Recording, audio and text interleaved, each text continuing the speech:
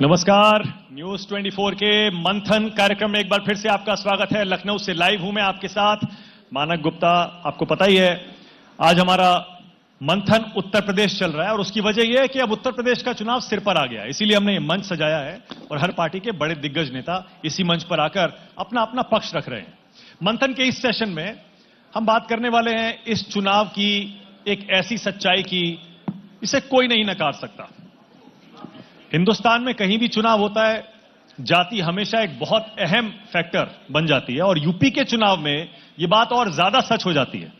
क्या इस बार भी उत्तर प्रदेश के चुनाव में जातियां बहुत बड़ा रोल प्ले करने वाली हैं, खासतौर से ओबीसी समुदाय। आपको याद ही होगा बीजेपी किसी जमाने में अपर कास्ट ऊंची जातियों की पार्टी मानी जाती थी, लेकिन यह सब बदलना शुरू हुआ 2009 के बाद, खासतौर से 2014 के बाद। 2019 के बाद तो माना गया ओबीसी का 70-80% वोट बीजेपी को गया है। बल्कि कुछ लोग तो यहां तक कहते हैं और आंकड़े उसकी गवाही भी देते हैं कि बीजेपी जो केंद्र में और यूपी में सत्ता में आई वो सिर्फ ओबीसी की वजह से आई, क्योंकि देश में 40-50% आबादी ओबीसी की है। क्या इस बार भी जिसका ओबीसी उसकी सरकार, बाकी जातियां किस तरफ जाएंगी? मंथन के इस सेशन में इसी पर चर्चा होगी। एक एक करके अपने पैनलिस्ट से आपका परिचय करा दूं। तालियों से स्वागत करिए एसपीएस बघेल का। मेरी दाईं तरफ बैठे हैं, केंद्रीय कानून राज्य मंत्री हैं, आगरा से सांसद हैं। बाईं तरफ बैठे हैं प्रमोद तिवारी, 9 बार के विधायक हैं, गिनीज बुक में नाम तक आ चुका है प्रमोद जी का, राज्यसभा सदस्य भी रहे हैं। मेरे बाईं तरफ बैठे हैं राजपाल कश्यप, समाजवादी पार्टी के एमएलसी हैं और पिछड़ा वर्ग प्रकोष्ठ के प्रदेश अध्यक्ष, और धर्मवीर चौधरी हैं जो कि बीएसपी के प्रवक्ता हैं और एक भाईचारा कमेटी है जिसके ये संयोजक सदस्य भी हैं। सभी का जोरदार तालियां बजाइए। पता लगना चाहिए कि चारों पार्टियों के यहां नेता बैठे हुए हैं। बघेल साहब, मैं आप ही से शुरू करूंगा क्योंकि आपको हाल में केंद्र की मोदी सरकार में जो जिम्मेदारी दी गई, आपको बहुत बड़ा पद दे दिया गया। मुझे नहीं पता कि आप उस पद की उम्मीद कर रहे थे या नहीं कर रहे थे। आपकी मुस्कुराहट सब कुछ कह रही है। इसका मतलब आप भी हैरान हुए थे जब आपको इतना बड़ा मंत्रालय, कानून मंत्रालय, न्याय मंत्रालय और उसमें राज्य मंत्री बना दिया गया। कुछ लोग कहते हैं कि आप ओबीसी हैं, इसीलिए आपको यह मंत्रालय दिया गया। माइक ले लीजिए।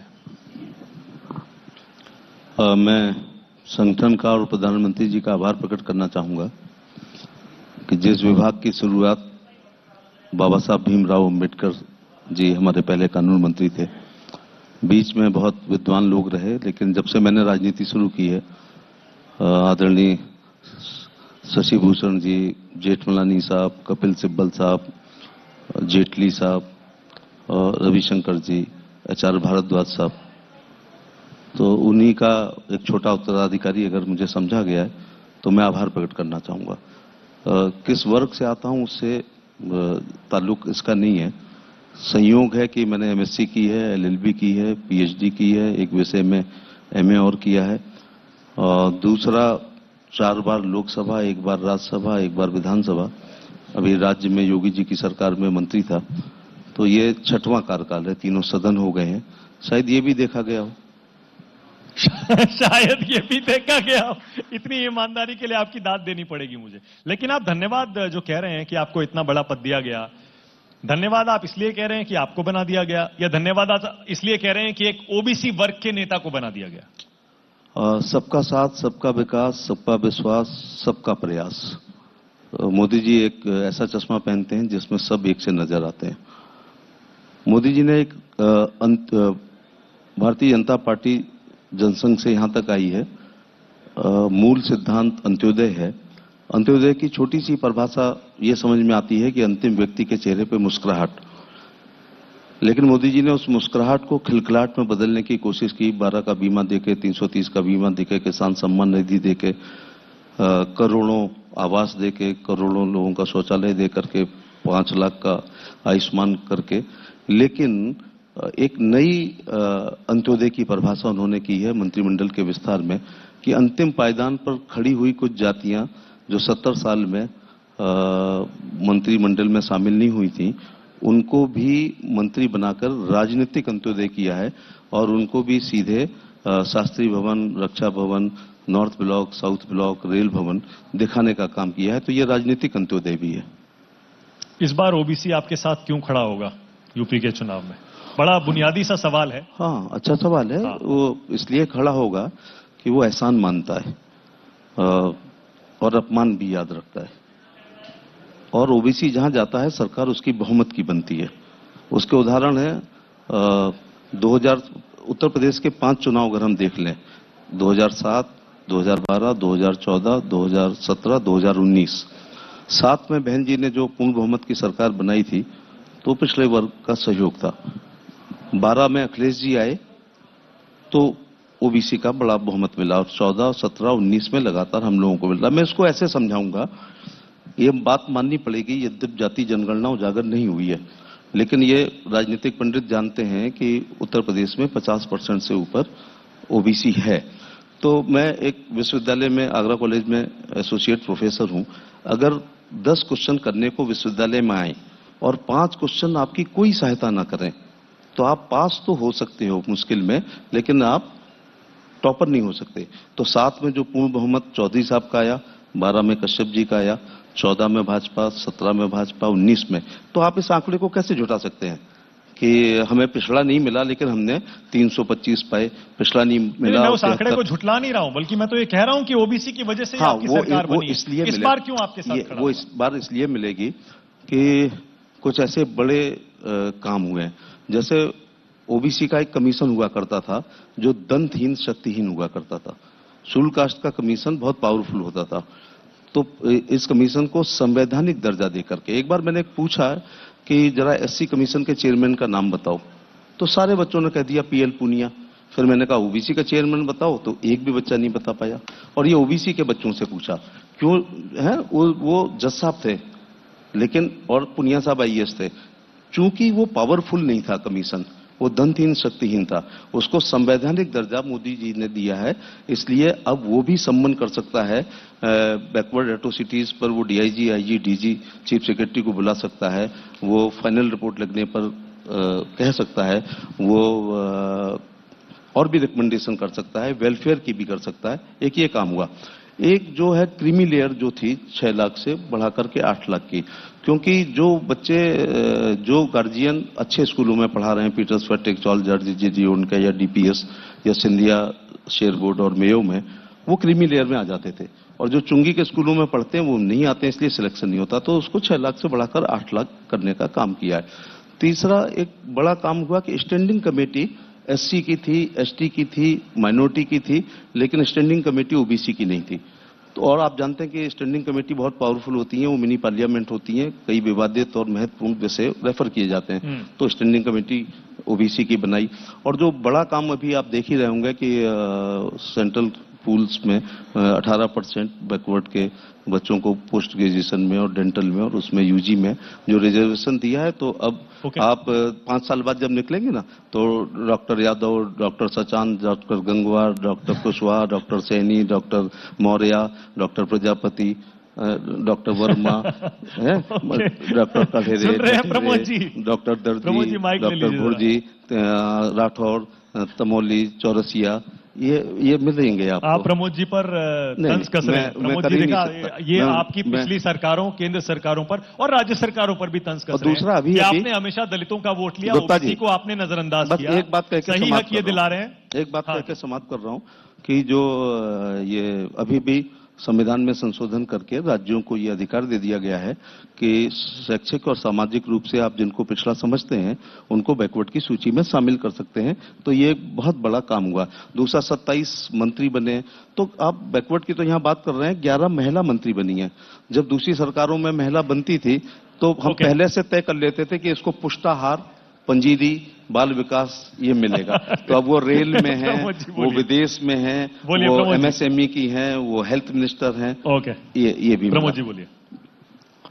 मैं बधाई दूंगा बघेल जी को, मंत्री बन के शायद पहली बार कम से कम लखनऊ किसी लखनऊ पहली बार आया हूं। ठीक है, तो उनको जो बोल रहे हैं उनको वही बोलना चाहिए। ठीक बोल रहे हैं आप। पर मुझे दो बातें कहनी है कि जो मंत्री बनाए गए हैं, ये इसका तो एजेंडा साफ, क्योंकि किसान के मुद्दे पर, महंगाई के मुद्दे पर जब लोकसभा नहीं चल पाई तो परंपरा है जब मंत्रिपरिषद का विकास होता है, बढ़ाया जाता है, तो प्रधानमंत्री या मुख्यमंत्री जो भी स्थिति रहे वहां मंत्रियों का परिचय कराया जाता है। तो हमारे आदरणीय प्रधानमंत्री जी ने ये नहीं कहा कि मैं बड़ा नुकसान हो गया, हम मंत्रियों का परिचय नहीं करा पाए। उन्होंने वहीं से एजेंडा फिक्स किया कि हम बैकवर्ड मंत्री बहुत थे इसलिए हम परिचय नहीं करा पाए। ये गलत किया विपक्ष ने, याद होगा आपको मेरे ख्याल से। पर मैं एक चीज कहना चाहता हूं, प्रतिशत पे ना जाएं बघेल जी, वरना नुकसान होगा। और हमारे पास तो ले दे के 3 मुख्यमंत्री बचे हैं। राजस्थान के मुख्यमंत्री बैकवर्ड, छत्तीसगढ़ के मुख्यमंत्री बैकवर्ड, और पंजाब में शेड्यूल कास्ट। कल ही परसों की बात है। तो ये कांग्रेस पार्टी जो सबको लेकर चलती है, क्योंकि हमारे लिए देश प्यारा है, पार्टी नंबर 2 पे होती है, हम पूरे देश को लेकर चलते हैं। तो ये बात तो अपनी जगह है। कोशिश यही है कि मुद्दा बदला जाए। पर इस बार का जो चुनाव होगा, जो मंथन आप कर रहे हैं, मेरे नजरिए में चुनाव होगा जो कोरोना में गंगा में बहती हुई हजारों लाशें मिली हैं, उस मुद्दे पर चुनाव होगा, जो कोरोना की बदइंतजामी। मैं उत्तर प्रदेश का जिक्र कर रहा हूं। जाति की लाइनें मिट जाएंगी, आप ये कह रहे हैं? मैं कोशिश तो यही कर रहा हूं। दूसरा, जब 104 रुपए वाला पेट्रोल भराया जाता है तो वो बैकवर्ड, शेड्यूल कास्ट और सबका रेट अलग अलग नहीं होता। वो हर नौजवान, हर आदमी महंगा पेट्रोल भरा रहा है महंगाई पर। तीसरा, जो न पहले कभी था, बघेल जी और हम दोनों बहुत दोस्त रहे हैं, कई सरकारें इन्होंने देखी हैं, कई सरकारों में हम लोग साथ रहे हैं। मैं सिर्फ एक चीज कहना चाहता हूं, पहली बार उत्तर प्रदेश के इतिहास में अगर कुछ हुआ है तो चले जाइए देहात में। मैं तो देहात, मेरा निर्वाचन क्षेत्र है, बड़ा हिस्सा। बहुत से खेतों में लोगों ने जुताई बुआई इसलिए नहीं की है कि भाजपा राज में अन्ना जानवर, छुट्टा जानवर, वो छुट्टा जानवर को ये नहीं समझाया जाता कि ये बैकवर्ड का खेत है, मत चढ़ना, ये शेड्यूल कास्ट का है, मत चढ़ना, ये उनका है, मत चढ़ना। तो आज सबसे बड़ी समस्या अगर देहात में कोई है तो छुट्टा जानवर की है, जिससे फसलों को रात रात भर किसान रखा रहा है। और जो वहां बैठे हैं ना दिल्ली बॉर्डर पे किसान, उसमें जाके देख लेना, ज्यादातर बैकवर्ड बैठे हुए हैं, बैकवर्ड लोग हैं, क्योंकि वही पैदा करते हैं अन्नदाता के रूप में, तब देश खाता है।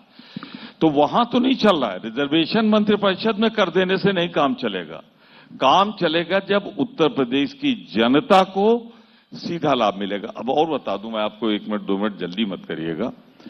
ये जो शौचालय बन रहे हैं ना, इसमें जो रिश्वत का रेट है, उसमें भी बैकवर्ड शेड्यूल कास्ट का कोई क्राइटेरिया नहीं, बराबर है सबका मामला। कितनी शौचालय में कितनी रिश्वत चल रही है? आप, क्योंकि आप कह रहे हैं आप देहात से आते हैं। हाँ, लोग जो मुझे आरोप क्या है? जो लोग मुझे आके बताते हैं, आवास में 50,000 के आसपास डीबीटी है, आवास डीबीटी है, सीधे खाते में जाते हैं।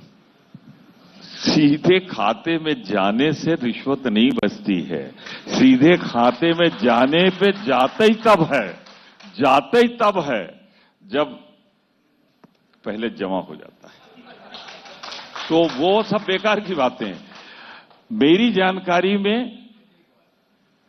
जानकारी में जो है वो ये है, आपने जो रेट पूछा मैंने बता दिया, 10,000 के आसपास, 50,000 के आसपास। तो ना भ्रष्टाचार बंद हुआ है, ना उसमें ही क्राइटेरिया लगा दें कि बैकवर्ड का नहीं लिया जाएगा, शेड्यूल कास्ट का नहीं लिया जाएगा, या किसानों में जो न्यूनतम समर्थन मूल्य कम से कम उनको तो दिया जाएगा। तो वो ठीक है, हर पार्टी का अपना आगड़न है, करें, उसमें कोई दो राय नहीं है।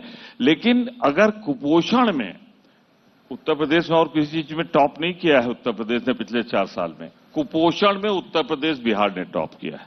महिलाओं के खिलाफ अपराध में टॉप किया है उत्तर प्रदेश। इस मुद्दे पे चुनाव होगा। और सुन लीजिए बस एक मिनट। हाँ।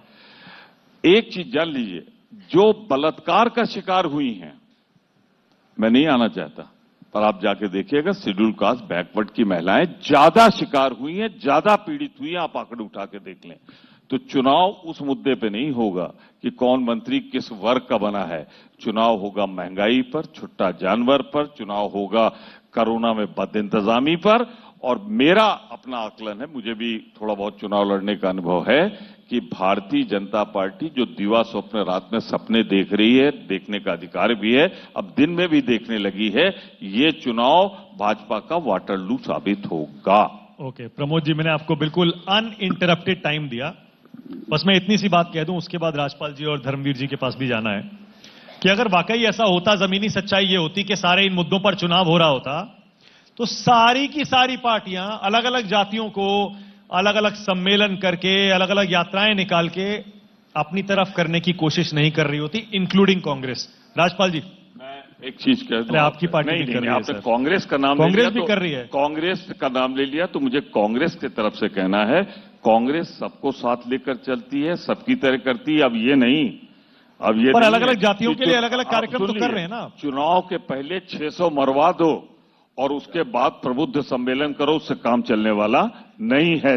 वो याद है, मकान गिरवाने वालों की सूची देख लो, किसके मकान गिराए जा रहे हैं, वो सब लोगों को आप ही याद बता है। दीजिए सर, किसके मकान गिराए जा रहे हैं?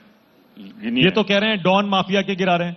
गिनिए ना। इनकी नजर में डॉन माफिया तो सिर्फ अल्पसंख्यक में, ब्राह्मण में, बैकवर्ड में और शेड्यूल कास्ट में, और कहीं डॉन माफिया नहीं है। बस एक लगा लो, वो काम खत्म, झंडा बदल लो।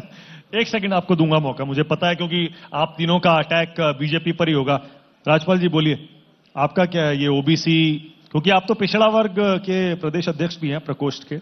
पिछड़ा किस तरफ जाएगा? ओबीसी पिछड़ा जिस तरफ जो आपने चला रखा, पिछड़ा जिसकी तरफ होगा उसकी सरकार बनेगी। अब पिछड़ा इस बार समाजवादी पार्टी और माननीय अखिलेश यादव जी की तरफ है। क्यों? वो इसलिए है क्योंकि इन्होंने पिछड़ों को झांसा दिया, बीजेपी ने जुमलेबाजी दी। ये जब माननीय अखिलेश यादव जी सरकार में थे तो कहते थे सारे कलेक्टर यादव हैं। अब मैं यात्रा पे निकला हूं, सामाजिक न्याय यात्रा पे 3 चरण मैं घूम चुका हूं। किसी जिले में हमें मौर्य का बेटा कलेक्टर नहीं दिखाई पड़ा, कश्यप का बेटा कलेक्टर नहीं दिखाई पड़ा, पाल का बेटा कलेक्टर नहीं दिखाई पड़ा, विश्वकर्मा का बेटा कलेक्टर नहीं दिखाई पड़ा, साहू का बेटा कलेक्टर नहीं दिखाई पड़ा। तो कौन दिखाई पड़ा? कौन दिखाई पड़ा? अब ये तो सरकार बताए कौन आप बैठा बताइए है। ना। मैंने तो देखा है। अरे जब गए आप, मैं पूछ रहा हूं, जब आप गए आपको पिछड़ी जातियों का नहीं दिखाई पड़ा, तो कौन सी जाति का थानेदार दिखाई भी नहीं, पड़ा? थानेदार भी दिखाई नहीं पड़ा। कौन सी जाति का और था? ये एसपी सिंह बघेल साहब हैं। बघेल साहब के जिले में क्या अब बोल बघेल नहीं रहे कलेक्टर, राजपाल जी, बोल नहीं एक रहे। मुख्यमंत्री की जवाब जात, नहीं, आप जवाब नहीं दे रहे। मैक्सिमम लोग मुख्यमंत्री की जात के लोग बैठे हैं। अच्छा। योगी आदित्यनाथ जी की। हाँ, और थानों में आप गोरखपुर में देखिए 70-80% उनके लोग बैठे। हमारी सरकार को तो बदनाम किया गया था, कहा 58 एसडीएम यादव हो गए। हम मुख्यमंत्री जी से सदन में मांगते हैं, आज तक सूची नहीं उपलब्ध करा पाए। आप बताओ ना, सूची 58। अच्छा राजपाल जी बड़ा क्लियर है, और ये तो आंकड़े अपनी कहानी खुद कहते हैं कि ओबीसी का आपको तो सिर्फ यादव वोट मिलता है, गैर यादव सारा बीजेपी की तरफ चला गया। डोमिनेंट कास्ट है ना यादव। आपने यादवों की आड़ में सारे जो निचली पायदान पर ओबीसी बैठे हैं उनका आपने शोषण किया, इसीलिए चला गया सारा बीजेपी की तरफ। अब पछताए क्या हो, चिड़िया चुग गई खेत। मानक जी, ये राजपाल कश्यप क्या यादव हैं? ये बताइए। हाँ। ये राजपाल कश्यप यादव हैं। हाँ। जिनको लखनऊ यूनिवर्सिटी से अध्यक्ष बनाने से लेकर आज मंत्री भी बनाया, एमएलसी भी बनाया, पिछड़ा वर्ग का अध्यक्ष भी बनाया। क्या तो इनको भी तो मंत्री बनाया है नहीं। बीजेपी ने, लेकिन केंद्र में वो भी नहीं। शुरुआत अगर पिछड़ों को उत्तर प्रदेश में पहचान देने का काम किया तो वो माननीय मुलायम सिंह और अखिलेश यादव जी हैं। आप अगर उनकी भी शुरुआत आप देखेंगे, उनके भी पीछे जाएंगे, तो अगर बैकवर्डों को पहचान दी तो आज बीजेपी अच्छा, तो आप हायर तो- कर रही है। अच्छा, हायर कर रही है। बीजेपी के पास बैकवर्ड नहीं है, हायर कर रही है, दूसरे दलों से हायर कर रही है। आप बताओ, बघेल साहब के मंत्री बना दिया तो बघेल साहब को बीच में हटा क्यों दिया था? बताए ना। हाँ। हटा क्यों दिया था? और बीच में नहीं, कहां से आप हटा जब दिया? सांसद बन गए तो क्यों नहीं मंत्री तक तुरंत बनाया? आप नहीं मैं नहीं हटाया गया, नहीं मैं पहली बार आप बना हूं। उत्तर प्रदेश में मंत्री थे, वो प्रमोशन उसके बाद है। में सांसद चुने वो गए। प्रमोशन है। हाँ नहीं, प्रमोशन नहीं, उसके बाद में अभी कई मंत्री बनाए गए। अरे मंत्री बनाए गए, उनको हटाया गया था, फिर मंत्री बनाया एक चीज गया। और बताइए। ये चुनाव आ रहा, अच्छा, बैकवर्डों से ये सरकार घबरा गई है सामाजिक न्याय यात्रा से समाजवादी पार्टी की तरफ, जो पिछड़े लामबंद हो रहे, उससे घबराई हुई सरकार अब मंत्री बना रही है।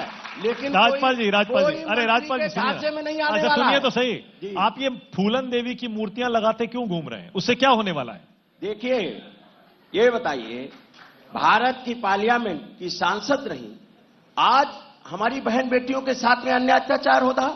हाथरस में क्या हुआ था, वाल्मीकि समाज की बेटी के साथ में क्या हुआ था? अच्छा, कितनी मूर्तियां लगा दिया आपने? मूर्ति लगने कहां दे रही? अगर कौन नहीं लगने दे रहा है? ये बीजेपी सरकार। क्यों नहीं लगने दे रहा? ये इसलिए नहीं लगने दे रही, जो बहन बेटियों को अपना जूती समझते थे, वो लोग नहीं लगने देना चाहते हैं कि बहन बेटियों का सम्मान हो। अन्याय अत्याचार के खिलाफ लड़ने वाली। बघेल साहब पहले जवाब दे दीजिए। ओके, जवाब आप आपका जवाब ले रहा हूं, आपका जवाब ले रहा हूं। संरक्षित रुकिए ना, लोगों ने रुकिए तो सही, जवाब तोड़ने का काम किया। बघेल साहब जवाब दीजिए, फिर आ रहा हूं धर्मवीर जी, बोलिए। आप 2022 के उत्तर प्रदेश के चुनाव को मद्देनजर रख करके यहाँ बात कर रहे हैं, खासतौर से ओबीसी को देखते हुए। थोड़े पीछे चले, उत्तर प्रदेश में भारतीय जनता पार्टी की जब पहली बहुमत की सरकार बनी थी तो कल्याण सिंह जी मुख्यमंत्री बने थे, दोबारा कल्याण सिंह जी बने थे। दिल्ली का रास्ता यूपी से होकर जाता है, इतना बड़ा सूबा उनको दिया गया। मध्य प्रदेश के जो 2 या 3 बार से मुख्यमंत्री हैं शिवराज सिंह चौहान, वो पिछड़े वर्ग के हैं।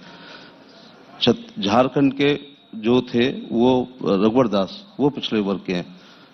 महामहिम राष्ट्रपति जी शुरू का प्रधानमंत्री बल्कि अति पिछड़े के हैं। एक एमबीसी शब्द भी होना चाहिए। यादव और राठौर दोनों एक श्रेणी में कैसे रखे जा सकते हैं? तो मोस्ट बैकवर्ड क्लास के हैं वो, अति पिछड़े के। तो कई पिछड़ों में अति पिछड़े की हालत कई दलितों की बड़ी जात से भी बदतर है। महामहिम राष्ट्रपति आप देख ही रहे हैं। मैं ज्यादा आंकड़े नहीं जानता हूं, लेकिन आगरा में जाटो समाज की बेबी रानी मौर्य गवर्नर बनाई गई, कल वो राष्ट्रीय उपाध्यक्ष बनाई गई हैं। एससी कमीशन के चेयरमैन भी आगरा से हैं। तो डॉक्टर धर्मेश मिनिस्टर हैं। तो ये 3-3, 4-4 लोग, तो ये ऐसा करके अंत्योदय हो रहा है। केवल ये दोनों वर्ग मिलाकर 70-80% बनता है।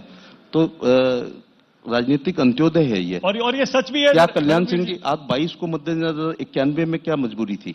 जी 91 में कल्याण सिंह जी बने थे ना, रघुवर दास जी बने, और धर्मवीर जी, ये सच भी है।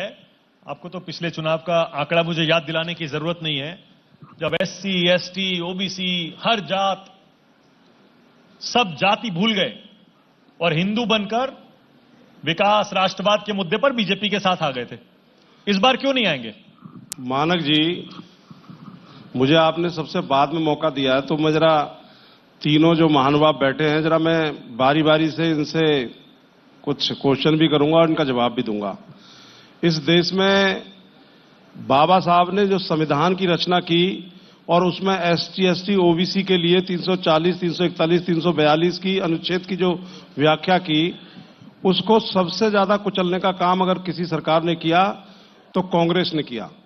और उसके बाद में जो 10 साल का समय सरकार में बीजेपी रही, उसके बाद बीजेपी ने कुचलने का काम किया, संविधान को कुचलने का काम किया, ओबीसी के हक अधिकारों को कुचलने का काम किया। 1953 में काका कालेकर आयोग बना और 63 साल तक वो काका कालेकर आयोग रद्दी की टोकरी में पड़ा रहा, लेकिन कांग्रेस ने उसे लागू नहीं किया। जब वोट रद्दी की टोकरी में चला गया तो फिर मंडल आयोग बना। मंडल आयोग की सिफारिशें फिर रद्दी की टोकरी में चली गई। लेकिन जब 1989 में बीपी सिंह साहब की सरकार थी तो मान्यवर साहब काशीराम जी, देवीलाल जी और आदरणीय बहन कुमारी मायावती जी के बहुत अथक प्रयासों से मंडल आयोग की सिफारिशों को लागू किया गया। बाबा साहब ने जो ओबीसी के लिए 65% की व्याख्या संविधान में की थी, लेकिन 27%, मात्र 27% ओबीसी को आरक्षण मिला। और उस तत्कालीन सरकार को बीजेपी बाहर से समर्थन दे रही थी। बघेल साहब कानून मंत्री हैं, ज्यादा बेहतर जानते हैं, बीजेपी के केंद्रीय मंत्री हैं। जैसे ही ओबीसी के मंडल आयोग की सिफारिशों को देश में लागू किया गया, बीजेपी की सरकार ने उस सरकार से बीजेपी की पार्टी ने उस सरकार से समर्थन वापस लेकर के उस सरकार को गिरा दिया। ये नहीं चाहते, ईमानदारी से नहीं 21 चाहते, में आ जाइए। ये ईमानदारी से नहीं चाहते कि ओबीसी का भला हो। जाटों को कांग्रेस ने एक दिन पहले 9 राज्यों में जाटों को आरक्षण दिया, ओबीसी की सेंटर लिस्ट में, एक दिन पहले, बगैर किसी तैयारी के। और मोदी जी ने अपने निवास पर बुला करके कहा कि मैं सुप्रीम कोर्ट से कटे हुए आरक्षण को दोबारा से लागू करवाऊंगा, लेकिन वो कोरा झूठ साबित हुआ। 9 राज्यों में जाटों के आरक्षण को काटने में बीजेपी और कांग्रेस दोनों का योगदान रहा। ये ओबीसी के लोगों को कितना छलने का और ठगने का काम कांग्रेस और बीजेपी के लोग करेंगे। केशव प्रसाद मौर्य जी के नेतृत्व में उत्तर प्रदेश में चुनाव हुए, ओबीसी का मुख्यमंत्री बनेगा, लेकिन मुख्यमंत्री कौन बना? बाबा योगी आदित्यनाथ बने, और वो किस बिरादरी से, किस जाति से हैं, ये दुनिया जानती है। तो ये किस आधार पर कहते हैं कि हम ओबीसी का भला करेंगे? ये ओबीसी के वोट लेना चाहते हैं, लेकिन ओबीसी का भला नहीं करना चाहते। ओबीसी का भला अगर कोई कर सकता है तो वो बहुजन समाज पार्टी कर सकती है, उसकी नेता आदरणीय बहन कुमारी मायावती कर सकती हैं, बाबा साहब का संविधान कर सकता है। इसी नोट पे धर्मवीर जी, और ये जो कस्टर साहब मेरे बराबर में बैठे हैं, जब इनकी सरकार बनती है तो 27% के कोटे में एक भी जाट, गुजर, प्रजापति अगर कोई भर्ती हो जाए चपरासी से लेकर एसडीएम तक, तो आप मुझे बता दीजिएगा। धर्मवीर जी, यादव महासभा का एक दूसरे कार्यक्रम चलता है। प्लीज रुकिए ना, इसलिए कह रहा हूं कि देखिए, इसीलिए इनकी सरकार को भी धर्मवीर जी लोगों ने बेदखल कर दिया। अब रुकिए ना प्लीज। अच्छा, धर्मवीर जी का क्या है ना, एक सेकंड, धर्मवीर जी का क्या है ना, टीवी डिबेट्स पर भी राष्ट्र की बात में आते हैं, इनको रोकना बड़ा मुश्किल हो जाता है, बड़े भावुक हो जाते हैं, बोलते हैं तो नहीं, मैं बहुजन समाज पार्टी का कार्यकर्ता हूं, मैं रुकूंगा नहीं आपसे। अच्छा रुकिए और ना इन पर बरबर बैठे वालों को अच्छा, रुकूंगा। आप राष्ट्र की बात में आइएगा, मैं आपको और टाइम दूंगा, बिल्कुल टेंशन मत लीजिए आप। नहीं, टेंशन तो नहीं होनी चाहिए, दरअसल क्या है, मुझे कोई टेंशन नहीं है। बिल्कुल, मैं अपनी पार्टी का प्रतिनिधित्व करने आया हूं और ओबीसी समाज से हूं, तो मैं उनकी पूरी बात मजबूती से रखूंगा। पूरी बात रखिएगा और मैं आपको पूरा मंच भी दूंगा। लेकिन लखनऊ से जो हम ये मंथन कर रहे हैं, यहां समय की थोड़ी कमी रहती है, क्योंकि बैक टू बैक एक एक करके एक दिन में हमें सारे नेताओं को, सारे की प्लेयर्स को, सारी पार्टियों को समय देना होता है। इसीलिए इस सेशन को मुझे यहीं खत्म करना पड़ेगा। पर मुझे उम्मीद है प्रमोद तिवारी, राजपाल जी, बघेल साहब और धर्मवीर चौधरी की बात आपने सुन ली होगी। अपनी अपनी पार्टी का पक्ष इन्होंने रखा है, फैसला आपको करना है। फिलहाल माफ करिएगा, मेरे पास समय बिल्कुल खत्म हो गया। छोटा सा ब्रेक दे रहा हूं, मंथन उत्तर प्रदेश जारी है।